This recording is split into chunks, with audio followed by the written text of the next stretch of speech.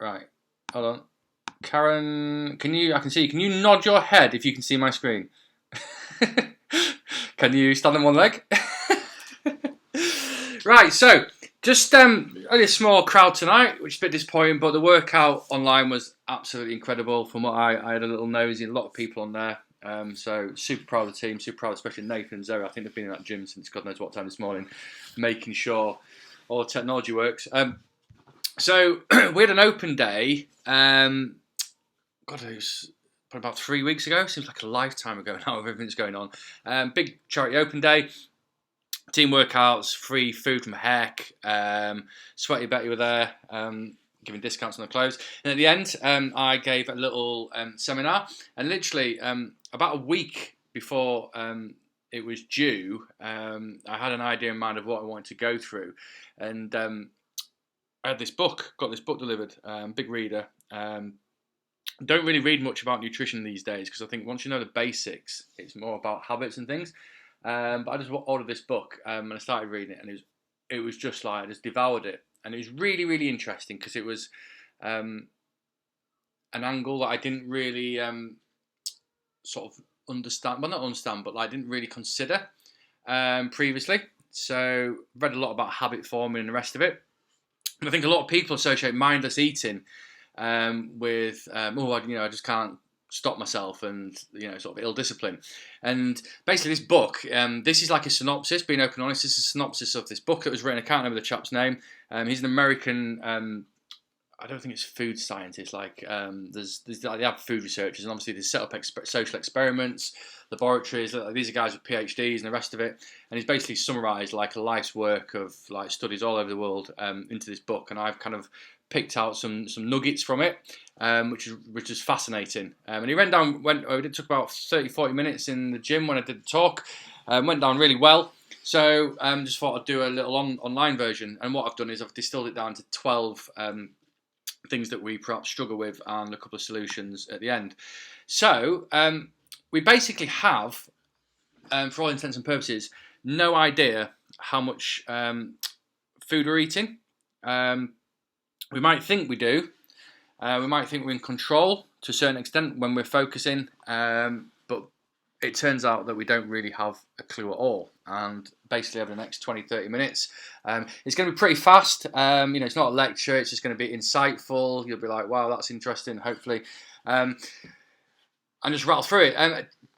Apparently, according to research, people make about 200 decisions a day.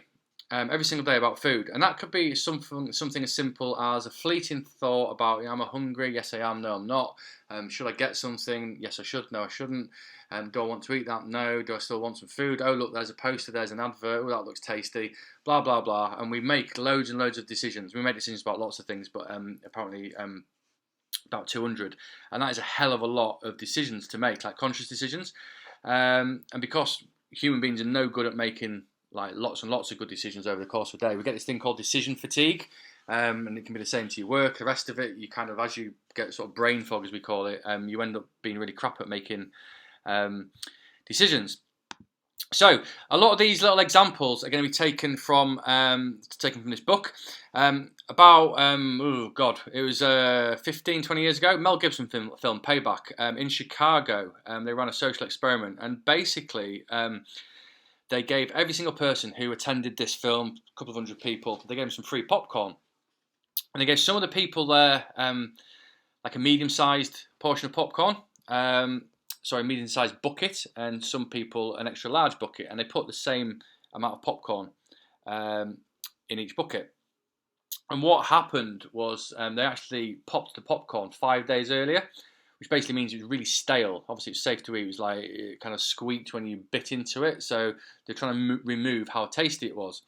And they observed these people, secret cameras, etc., etc. And what they observed was that even though this popcorn wasn't particularly nice at all, people would perhaps put their hand in the bucket, put it into their mouth, and be like, that's not very nice. 2 minutes later, they're putting the hand in the bucket again and taking mouthful after mouthful. And what this essentially shows, so I've got these little lessons here, is that even though food can often not be tasty enough to scoff and enjoy quickly, i.e. you put it in your mouth and like, there's no way I can scoff that down. when you're constantly distracted by something that's engaging, it can still be good enough to eat because you're just literally eating mindlessly. Now, in also with that experiment, at the end of the film, they basically took these buckets off people and obviously tried to look at how much they've eaten, etc., etc. And I'm just reading my notes, so I go through this on my phone. They kind of asked these people, do you believe that the size of the bucket you were given would have dictated how much popcorn you ate? And, you know, humans being humans, thinking, oh yeah, I'm not that stupid, I wouldn't fall for that. And it was an unequivocal, like, no, it wouldn't have made any difference. Anyway, it turns out, when they got all these buckets back, that evidence showed that those who had the larger buckets, even though there's the same amount of popcorn, literally just the carton size was bigger, on average, they put their hand in 21 more times during the film, and on average they ate 173 more calories. And this is literally just buckets of popcorn, same film, same everything else, same amount of food, all given free, not particularly nice. Which is the second lesson, that when you are given more food to eat, you will eat more food. And the thing is that humans, even though they were asked this, they physically ate more food because they were given, when they were asked about this, they didn't believe it to be true until they were told afterwards. Apples and calories. So I actually I could have been caught out with this when I ran this little talk in the gym, but I thought I'd do a little test to sort of show how powerful it can be. And I asked one of the clients, there's about 20 clients sat there, I stood up with a little whiteboard, and I said, I think it was Sarah, says, put your fingers in your ears so you can't hear me speak, so she put her fingers in her ears. And I said to one of the other clients, do you think there's more or less calories, more or less than 50 calories in an apple? And she said, more. And I said, how many? And she said, oh, about 60 calories. I was like, okay, cool. We'll just remember that for a second. I said, Sarah, take your fingers out your ears. I said, do you think that there's more or less than 150 calories in an apple? And she said, less. And I said, how many? She says, oh, probably about 130. And that kind of proved the research correct, that obviously different people are going to have a different understanding of calorific value of food, etc. But because I asked one person if it's higher or lower than 50 and another person if it's higher or lower than 150, the fact that what's called an anchor or a cue, the fact that I used the number 50 or the number 150 then dictates someone's perception or thinking about how many calories in food. Because I think it was Lisa, bless her, she felt a bit silly afterwards. She said, yeah, it's more than 50, it's about 60 or so. And Sarah said, oh yeah, it's less than 150, it's about 130. The research shows that most people who say over 50 will be 66 calories. And if you say if it's more or less than 150, they'll say 114 calories. So almost double. And this is like done for a wide range of people. And ultimately what that shows is that we might think that we are good at knowing how many calories are in food, or we're good at guessing, but actually if something is put in place to distract us, i.e. a cue, I'm saying is it higher or lower than 50 or higher or lower than 150, that is going to heavily sway our perception. And obviously if our perception is swayed, then we could end up eating more because we believe there's fewer calories in it. Finger licking good. I apologise if we've got there's a few people more joined us. Let me just have a look who we've got. Carolina, hi. Ali, hi. Apologise if any of you are vegans. I've seen a plate of chicken. It turns out that our stomachs aren't that great at knowing what we've eaten. So they did another social experiment in some restaurants in America. I don't think it was KFC, but those kind of restaurants that you only really see in America. And basically what they got over the course of a day, different tables, observing them, some of the people or groups who were eating, they told the waitresses to take away like all the chicken bones once people had like eaten these chicken wings. So as they sat through their meal and kept like eating away. And some of the tables, they basically told them to leave all their, not empties, but all the like their kind of like leftovers, like all the bones and stuff to pile up.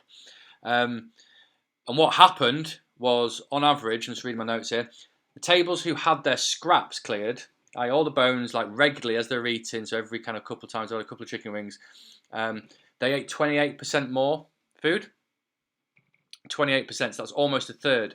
just because a visual of what they'd physically eaten, i.e. what has been done in the past, like just the immediate past, had been removed. And they've done similar experiments in like McDonald's and things. And when they've done this, there's about a 25% difference when people have literally what they've just eaten in the last 10 minutes removed from them. So again, like we kind of think we know what we're eating, and if we think we know what we're eating, that's going to dictate how much we continue to eat. But lesson number 4 is our eyes are sometimes better, not bigger, than our bellies. Okay, so unless we can physically see how much we've eaten, we're terrible at knowing how much food we've just eaten, even if that was literally in the last 10 minutes. So this is like hopefully like hitting home. This is fascinating to me. It really is. Is that when we talk about mindless eating, it's not just lack of like willpower or perhaps staring at the TV. In many cases, it's kind of like our brains are not just registering, and our brains will make different decisions based on kind of what how big boxes are we're eating out of, how much food we can physically see we've eaten, etc., etc. So, location. This is just a short one. So, generally speaking, the faster we eat is correlated with how much we eat, and how fast we eat can be correlated with where we eat. So, they ran some experiments. People taking a lunch break. Did they eat out? Did they go to a fast food restaurant? Did they go to a canteen? Did they go to like a modest, obviously not an upmarket, but a modest restaurant? What they found is that people who ate at fast food outlets took about 11 minutes on average to finish their food. If they went to the staff canteen, they took slightly longer, which is about 13 minutes. And if they went to a modest restaurant, they took about 28 minutes to eat. And ultimately what that shows us is that where we eat dictates how fast we eat. So if we're at a fast food outlet or somewhere that's not designed for us to kind of sit down and enjoy our meal, we're going to eat it faster, which kind of makes sense. But when we eat faster, we pretty much know that we eat more.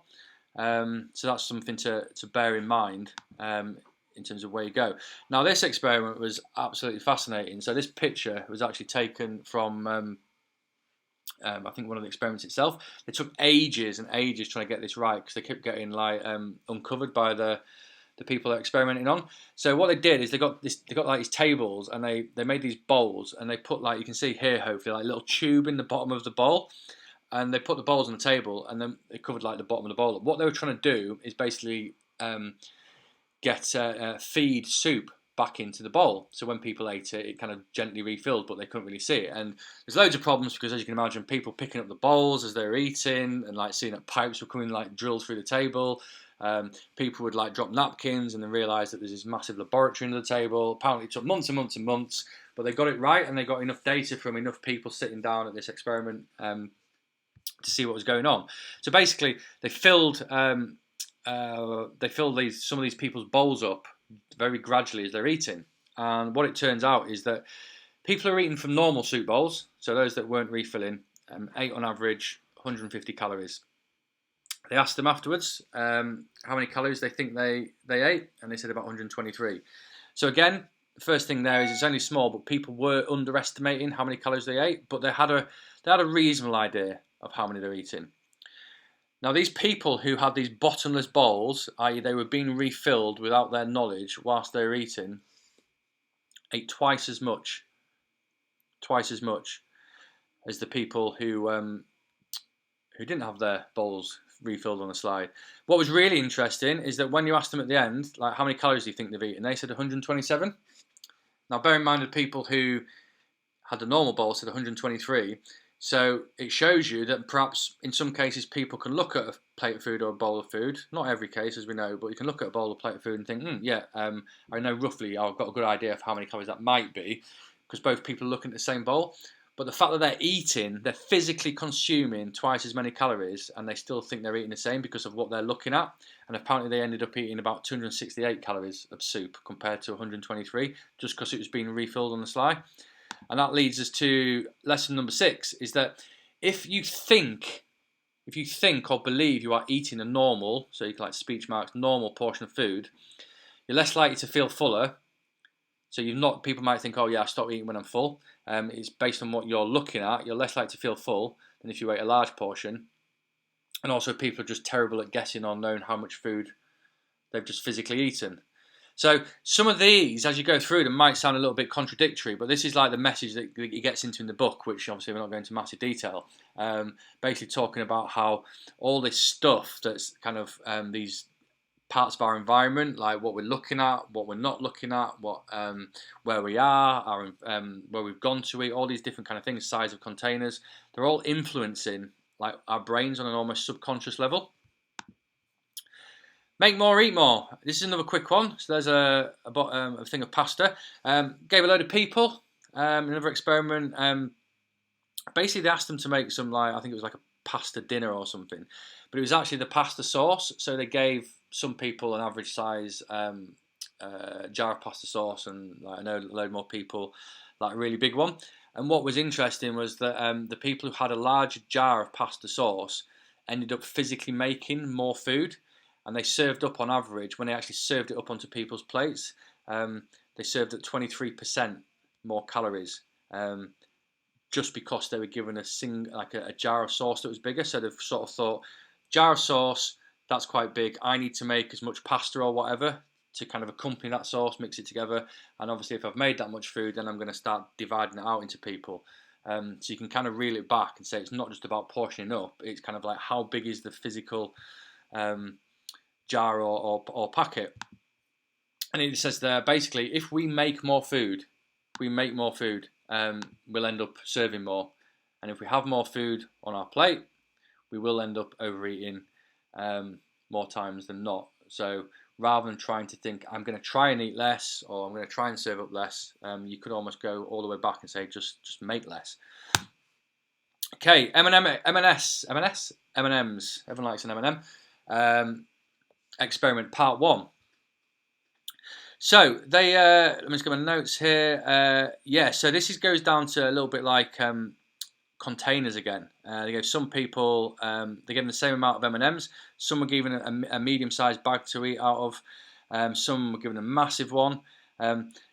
Those with the massive bags consumed, this is like the bag size, nearly twice as many M&Ms over a period of time as the people with the smaller bag, so the smaller container. 137 M&Ms, I think it was done over an hour or something, compared to 71. So again, this is like, like large-ish groups of people that they've tested, and you can't just say, well, they must be more greedy or more hungry. It's literally the size of the container. They're not aware of what they're doing, and that's kind of lesson number 8. If we eat out of bigger containers, we will eat more calories, regardless of how much food we think we want or need. Okay, moving forward. Bartender, pour me a shot. Bartenders, we've got a load of bartenders, I think it's in New York, experienced bartenders. I think they even went to the trouble of finding people with something like 5 years or more experience who pour shots every day, obviously measuring them out into measuring cups. And they give them 2 types of glasses, short fat glasses, tall thin glasses, and said basically without using a measuring cup, I want you to pour out a shot into each glass. And they did this with lots and lots of bartenders, and you've got to think these bartenders must pour out thousands and thousands and thousands of shots over the weeks and months and years, and you'd think they'd be fairly good at eyeballing it. As it happens, the type of glass they poured into made a huge difference when they're eyeballing, like, what's a shot. On average, tall thin glasses, they were pretty much bang on, a couple of percentage out. They've obviously, like, afterwards have tipped all this alcohol out into measuring cups and seeing how accurate they are. When they were pouring out into a shorter, fatter glass, they were 37%, over a third, and they over poured. So this is like, it's crazy. These are people with 5 years experience, probably between them have poured 100,000, maybe, you don't know how much people drink, like 1 million shots. And just because the glasses were a different shape, it skews people's perceptions. And that's lesson number 8, that our eyes can end up deceiving us of how much we're serving. And even experts like bartenders who serve the same size day after day after day after day aren't immune to this. So we've got to start thinking, if we can be so easily deceived, where's that kind of showing up in my life? Okay, variety. This is more M&M. I don't know why the Americans like using M&Ms for experiments. This is about colours. So they set up an experiment and gave one group over a period of time something, I think it was, let me have a look, 10 different coloured M&Ms, so not just 10 physical M&Ms, but big bag of a bottle or whatever of M&Ms, bowl of M&Ms, but with 10 different colours in, and a load of people that only had 7 different colours in. And over a period of time, they kind of monitored how many they were eating. On average, the people with more colours, 10 different colours compared to 7, ate 43 more M&Ms. And they'd run similar experiments with ice cream, where if you've all been, I can never pronounce it, is it gelateria? Forgive me if it's like the wrong pronunciation, where you've got all these huge choice of ice cream, compared to if you've kind of got like just vanilla to choose from. You are way more likely to think, oh, go on and I'll have 2 scoops, 3 scoops, if you've got a massive choice. Whereas if you just got vanilla, you think, oh, you know what, I might just have 1 scoop or 2. Not many people really get 3 scoops of vanilla. If you're a massive vanilla scoffer, I apologise.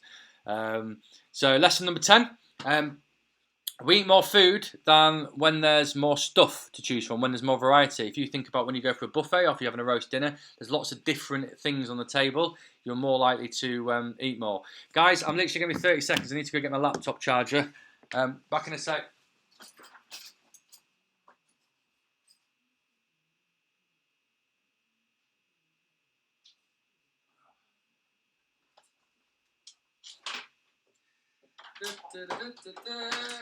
Am I coming? Have we managed to lose anyone yet? Anyone bored? Oh, we've even got an extra person, even better. Who's joined us? Sarah, I don't know which Sarah that is. Hi, Sarah. If you can change your name whilst we're on your little Zoom thingy, that would be helpful. Where do we get to? So, now you see it, now you don't. So, another experiment that ran with a load of secretaries, and let me have a look at this one. Which one is it? Is it number 11 or 10? They, clear dish. It was a clear dish experiment. So, put a load of sweets on a secretary's desk, some in a clear dish, some in a white dish, i.e. the sweets were visible through the glass or not so visible. This one's quite astounding.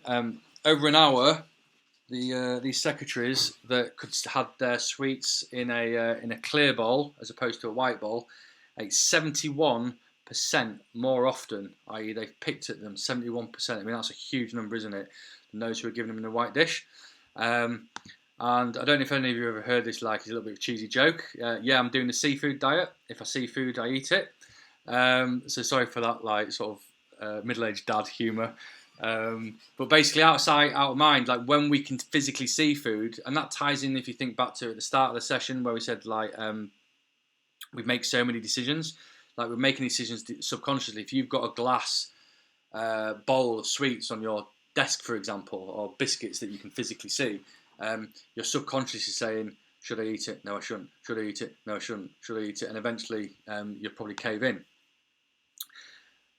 Anyone know? You've not got the audio on. This is Bruce Bogtrotter from Matilda. Hopefully you've all seen that or read the book. So technically he's eating a massive chocolate gatto there. This is about all the chocolates. They used a load of secretaries again, hopefully not the same ones, just feeding them loads of sweets on the sly. What they did is they put a bowl of chocolates. I don't know if it was like glass or white dish, but it was the same for everyone. Some on the desk with the secretary, but they also put some just 6 feet away. So you think 6 feet is not a long way away, it's just out of arm's reach. And basically observed what happens, i.e. if the sweets are within, the chocolates are within reach, if they're not. On average, those that literally didn't have to get off their bottoms to kind of acquire the tasty chocolates, ate on average an extra 225 calories a day. So they must have done this over several days, just because they didn't have to get off their bottoms. And they interviewed all these people afterwards, and one of the common pieces of feedback was the people who had the chocolates situated just 6 feet away said that I found myself getting up a lot to go and get one, but often that was enough for me to think, do I really want one? Which is quite interesting in itself, because it takes, 2 or 3 seconds to travel, get off your bum and travel 6 feet. And what it's saying here is if there's even a small amount of effort involved, even just getting off your bum and having to reach over as opposed to just staying there, we will eat less. because like we're having to expend less effort to get it, and it also gives us a little bit of time to think. So I rattled through that. This isn't like one of those. I'm quite famous for my content taking forever and people getting bored. And like this is less kind of like theory and education. I found this stuff quite interesting, so I've just kind of rattled through it. Kate's iPad 2, no idea which Kate that is, but hi Kate. Hopefully you've, we'll open up the mic at the end. It's obviously not really a little workshop or seminar for me to kind of answer questions per se, but we can have a quick 10 minutes chinwag if you want. Hopefully some of that was kind of quite fascinating to you in terms of how we are kind of out of control of how much we're taking on board and how we've really got no idea how much we think we're eating. So I put together 7 possible solutions. So this first one is eat to 80% full. That's like a really common one, and we could argue this is why it gets complicated, because you could say, well, how am I supposed to eat to 80% full if I can't trust myself? You know, this is going back to trying to be mindful. But we've used this in a Facebook post before. The Okinawans, little island off Japan, who have got an unusually high proportion of centurions, so people who live to 100 or over, they've actually got their own saying for eat to 80% full. I don't know how it's pronounced, or harahachibu. And there's a strong correlation between paying attention to not being full and stopping eating. And the more scientific version of it is like it takes that long for the food to get down into the stomach to stretch, to like kind of stretch the hunger receptors, which kicks out a hormone to say that you're full.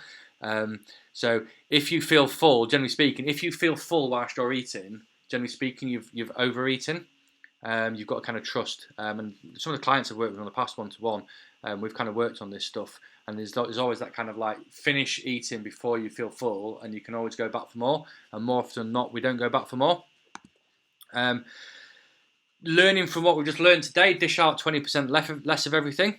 And when I read the book that's behind this, I kind of realised how a lot of this stuff shows up in my own life. It shows up in everyone's lives. And I'm quite a crisp eater, especially when I'm watching a football, so I won't be doing that for a while because nothing's going on in the world at the moment.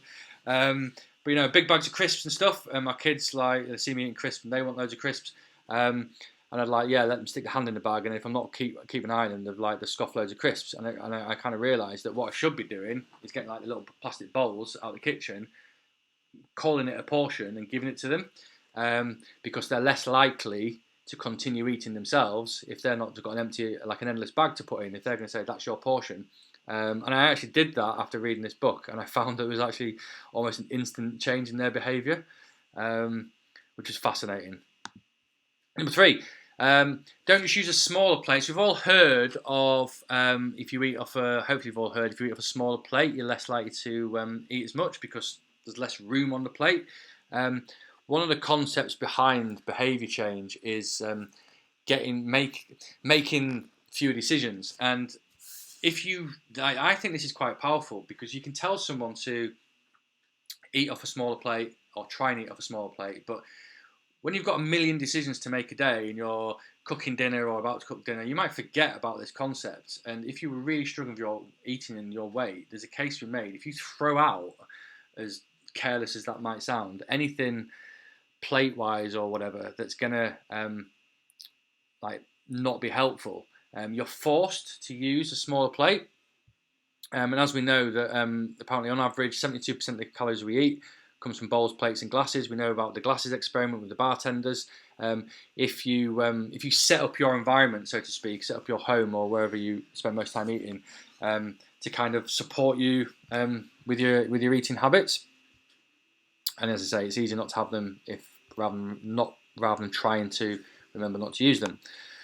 Baradi's Law. So he's the guy that set up a company called Precision Nutrition, where we've used. I've done his course, and massive nutrition coaching company, big focus on behaviour change. The guy that set it up, he has this thing of basically saying, if it's in your house or in sight, it will eventually get eaten. I've lost track of the number of times I've had this conversation in the last 9 years, mainly with new clients who are starting off on different programs and stuff, and I'm like, are you really bad with temptation? Yeah. Okay. Why don't you get rid of it? Oh no, I couldn't do that. I'm just gonna put it. I'm just gonna not eat it. And I'm like, that's a bit dumb. I maybe wouldn't say that to a client unless I felt I could say that. People I know a little bit longer, I'll say most things to them, as you all know. But it is a little bit dumb not to kind of like you're trying to trust yourself to give to kind of like not give in to temptation, and hopefully like what you've been through tonight, you'll realise that like conscious effort and willpower and discipline is the world's worst strategy for trying to change behaviours, because you will just give in the end. And if any, I mentioned this in the seminar I did in the gym. The amount of times people have said, "Oh, I don't want to," I've already spent money on that like box of biscuits or whatever. It's a waste of money. Well, you've got two options. Number one, you can give it away to someone. Number two, you could sell your biscuits if like you're a bit of a tight ass.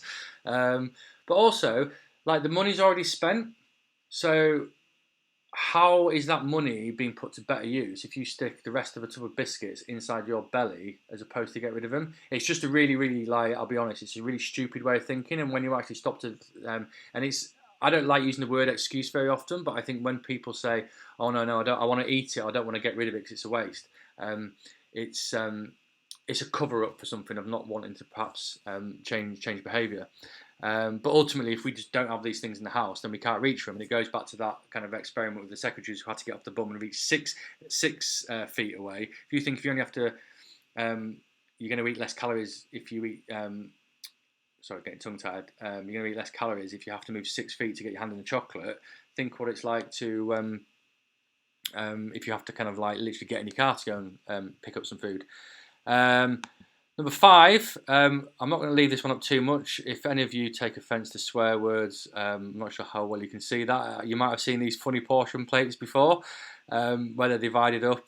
I'll let you read that. Some people might kind of, what does this one say? Yeah, I just thought it was quite amusing.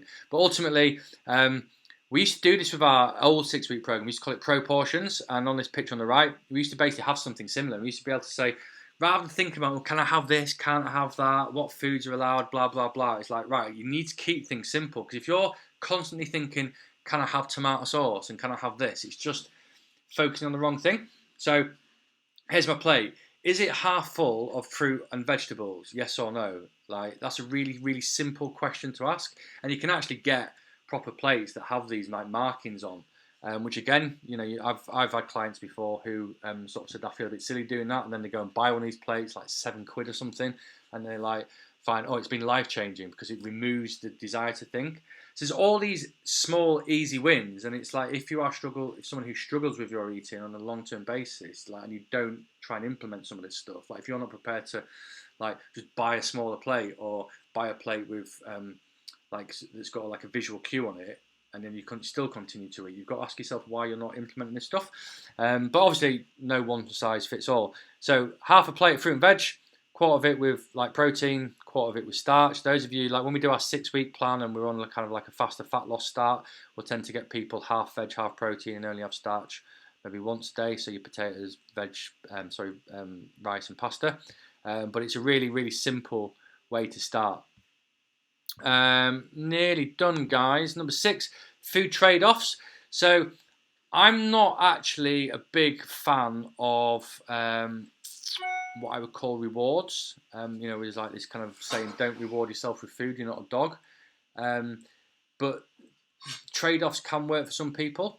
Like when I've worked with clients more one-on-one in the past, and we're doing like calorie tracking, so it's a bit more detailed and you've got a chance to have like conversations with people.